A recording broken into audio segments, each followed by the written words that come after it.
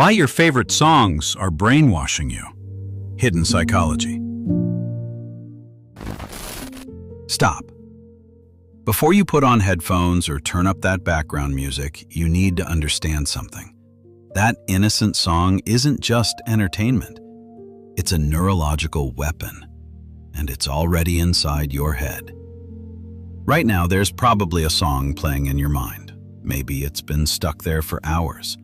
You didn't choose it. You can't turn it off. And here's the part that should terrify you. That song is making decisions for you. I'm talking about real decisions. What you buy, who do you trust, how do you feel about your own memories? Your brain thinks it's in control, but music has been quietly rewriting your neural pathways since childhood. You know that song that makes you nostalgic for the summer of '97? The one that floods you with warm memories of late nights and first love. Here's the problem. Maybe you were 12 in 1997. Maybe you spent that summer inside playing video games. But the music convinced your brain otherwise. It manufactured a memory that never existed. This isn't some abstract theory about the power of art. This is measurable brain manipulation happening in real time. When you hear certain chord progressions, your neurons fire in patterns that bypass your conscious filters entirely.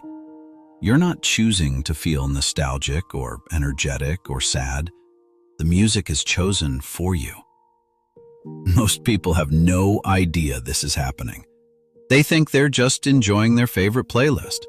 But neuroscientists have identified 3 hidden mechanisms that turn every song into a psychological manipulation tool. These mechanisms work whether you're aware of them or not. They work whether you believe in them or not. And once you understand how they operate, you'll never listen to music the same way again. The first mechanism hijacks your mirror neurons. The second implants false memories. The third one literally rewrites your sense of identity. Your favorite artists aren't just entertainers. They're conducting a massive psychological experiment, and you're the subject. You're not choosing your emotions. They're choosing you. Think about the last time you walked into a coffee shop and suddenly felt cozy, like you belonged there. You probably thought it was the smell of espresso or the warm lighting. But here's what actually happened. Someone carefully selected a playlist designed to make you feel exactly that way. You weren't choosing to feel cozy. The music was chosen for you. This happens dozens of times every day, and you never notice. You're driving home from work, stressed about deadlines, when that one song comes on.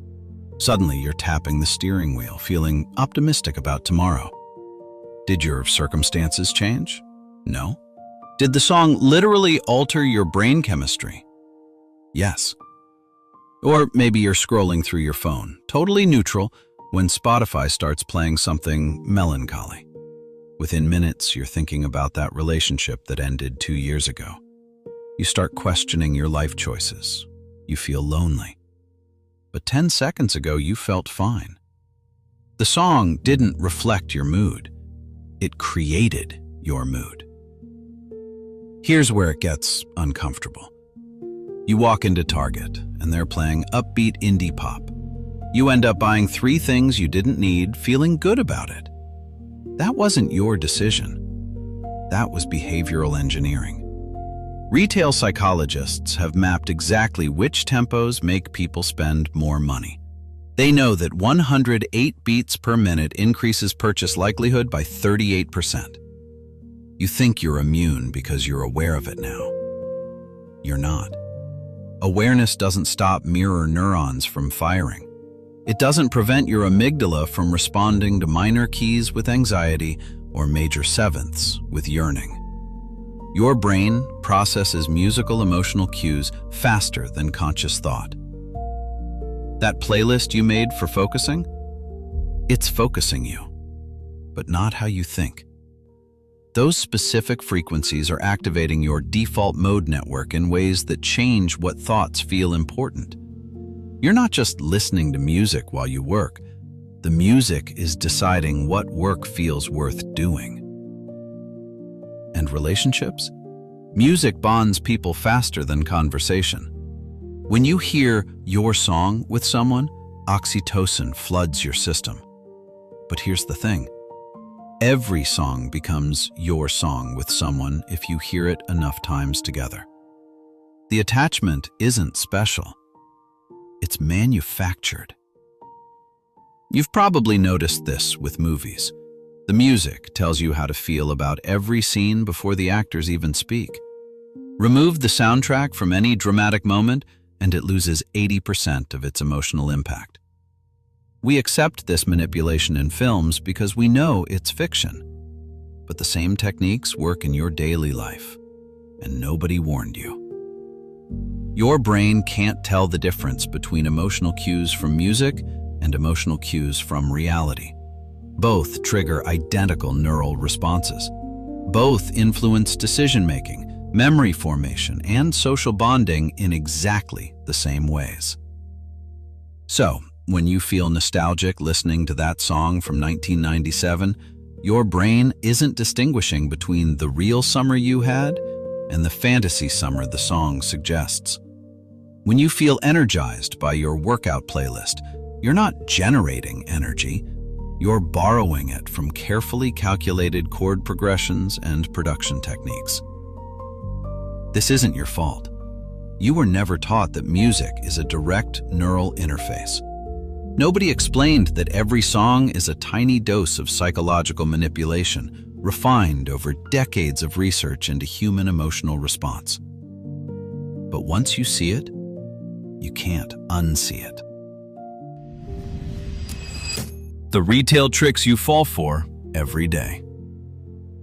Walk into any grocery store and notice the music. It's not random. Research shows that slow-tempo music makes shoppers move 38% slower through aisles, spending more time and money. Fast music during lunch rush moves people through restaurants more quickly, increasing table turnover. You think you're immune to this? Test yourself. Next time you're shopping with upbeat music playing, check your cart. You'll find more impulse purchases than when the store plays slower, contemplative tracks. The tempo literally controls your walking speed, which controls your decision-making window. But retail manipulation is just the surface level. Your entire emotional landscape gets reshaped without your consent. That playlist you love? It's training your brain to crave certain feelings on demand. You're not choosing when to feel nostalgic or energized. The algorithm is choosing for you. Think about your last relationship decision. Did you have important conversations over dinner with romantic music? Did you bond during road trips with specific songs? That emotional attachment you feel isn't just about the person. It's about the neurological conditioning that happened while those songs played. Remove the soundtrack from your memories, and some relationships lose their magical feeling entirely. Your sense of self gets constructed partly through musical identity. I'm the type of person who listens to indie folk. But algorithms curate your musical taste based on data from millions of other users. You think you're expressing individuality, but you're following a predetermined path that leads to predictable consumption patterns. The most unsettling part? You can't separate your authentic emotional responses from the manufactured ones anymore. When you feel moved by a song, is that a genuine human feeling or engineered neurological manipulation? When you make decisions while music plays in the background, choosing a restaurant, swiping on dating apps, deciding whether to buy something, how much of that choice is actually yours? This isn't about becoming paranoid. It's about recognizing that your autonomy is being borrowed without your knowledge. Every song is a tiny dose of influence, and the cumulative effect shapes your behavior in ways you never agreed to. But here's what most people don't realize about how this actually works. This has been going on for 2,500 years. Music's power over human psychology isn't some modern discovery. Ancient philosophers were warning about this long before we had algorithms and targeted advertising. Plato wrote extensively about music's dangerous influence in The Republic. He wanted to ban certain musical modes from his ideal society because he understood something we've forgotten. Music doesn't just entertain, it shapes character. He argued that exposure to the wrong rhythms and melodies would corrupt citizens' minds and make them unfit for proper governance. Think about that. A philosopher who gave us foundational ideas about justice and reality was genuinely worried about playlist curation. He wasn't alone in this concern. Across cultures and centuries, humans recognized music as a tool of profound psychological influence. Indigenous shamanic traditions used specific rhythmic patterns to induce altered states of consciousness. They knew exactly which beats would trigger trance states, which melodies would facilitate healing, which combinations would open people to suggestion. These weren't primitive superstitions. They were practical applications of neurological knowledge that we're only now beginning to understand scientifically. The Catholic Church spent centuries debating which musical intervals were acceptable for worship. They banned the tritone, the devil's interval, because it created psychological tension that felt spiritually dangerous. Medieval musicians who used it risked excommunication. Even then, religious authorities understood that certain sound combinations could bypass rational thought and directly influence emotional states. Fast forward to the early 20th century, when advertising psychology emerged as a field. Marketers began studying how music affected purchasing behavior. They discovered that tempo changes could alter shopping pace, that major keys made products seem more appealing, and that specific chord progressions triggered nostalgia for experiences people never actually had.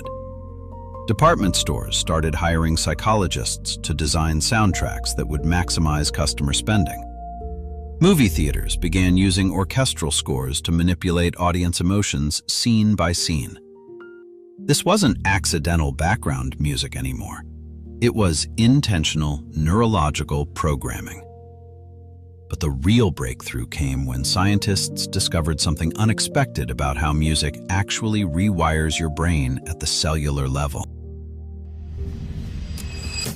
How music hijacks your brain without permission. Your brain has mirror neurons. These are cells that fire both when you perform an action and when you watch someone else perform that same action. They're why you yawn when someone else yawns, why you flinch during movie fight scenes, and why you feel happy watching people laugh. Music exploits this system ruthlessly. When you hear a sad song, your mirror neurons fire as if you're experiencing that sadness directly. The vocalist's emotional state becomes your emotional state through pure neurological mimicry. You're not choosing to feel melancholy. Your brain is automatically copying the emotional patterns it detects in the music. This happens below conscious awareness, faster than thought. Studies using fMRI scanners show that listening to music activates the same brain regions as actually experiencing the emotions the music conveys.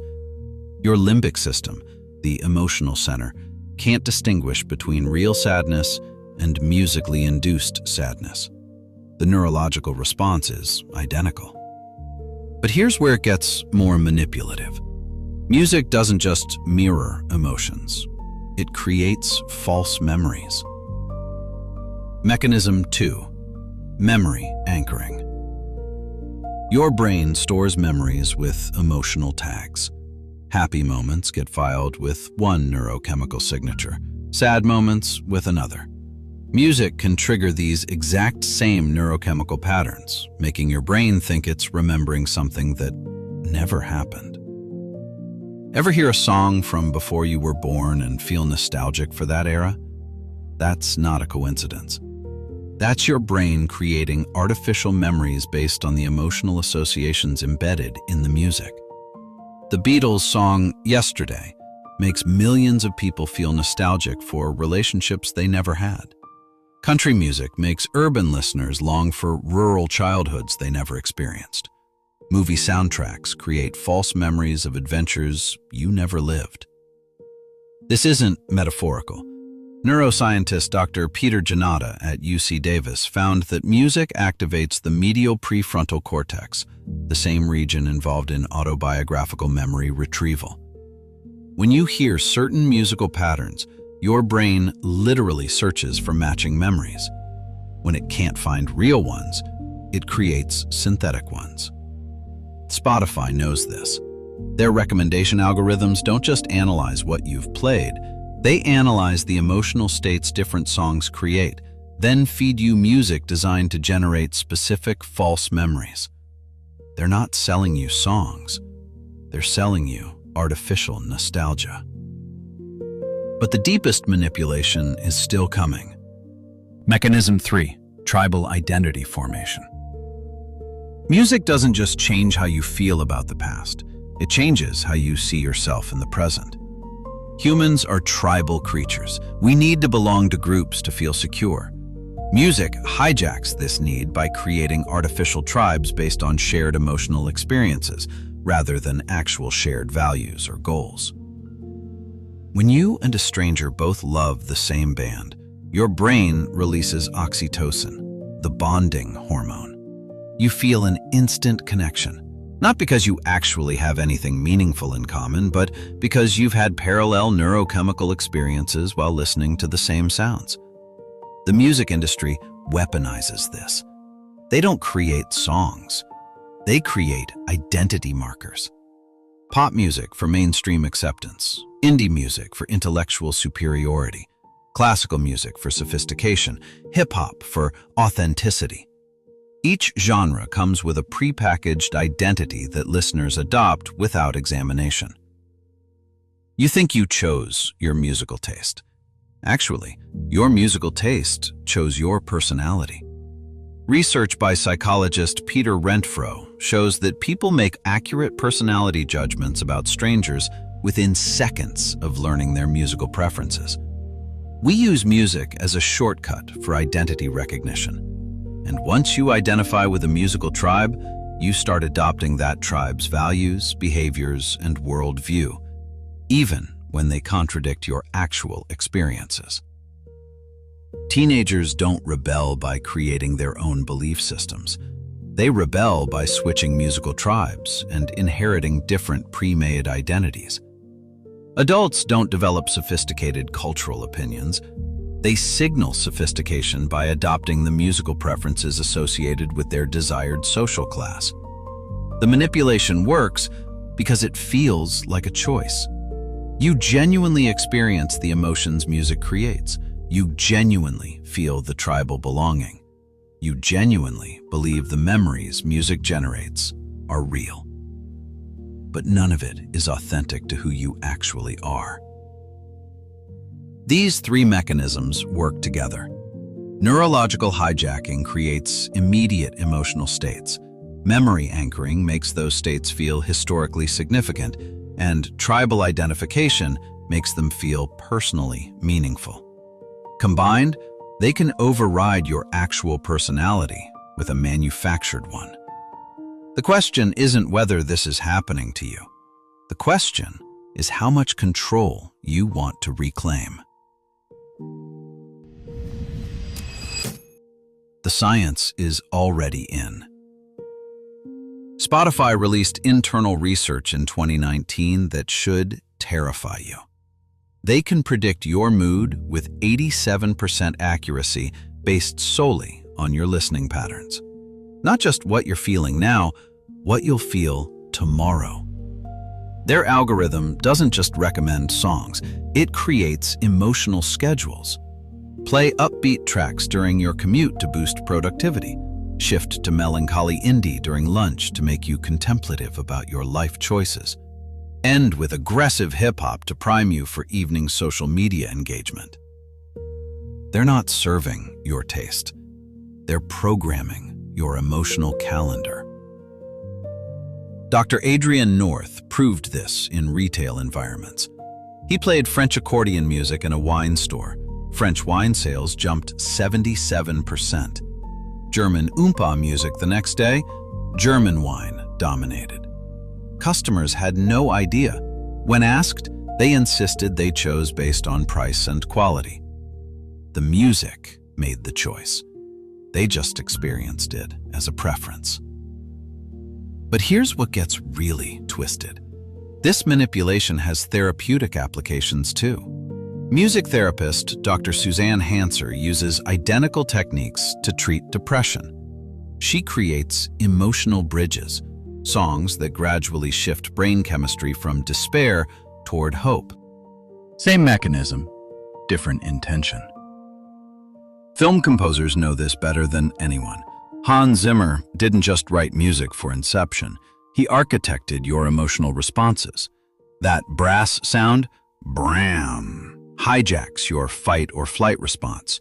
You feel tension without knowing why. The story becomes more gripping because your nervous system thinks you're in actual danger. Wait, actually, let me tell you about my own experience with this. I spent 3 years convinced I had deep nostalgic feelings about the 1980s. Loved the music, the aesthetics, the whole vibe. Problem?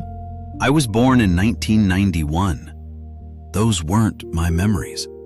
They were implanted by Stranger Things soundtracks, synthwave playlists, and retro wave YouTube channels. My brain created false nostalgia for a decade I never experienced. The emotions felt completely real. That's how sophisticated this has become. The evidence isn't hidden in obscure journals. Major corporations openly discuss emotional manipulation as a business strategy. Background music increases retail spending by 38%. Fast tempo music makes people eat quicker in restaurants, increasing table turnover. Slow, major key instrumentals in hotels make guests rate their experience higher.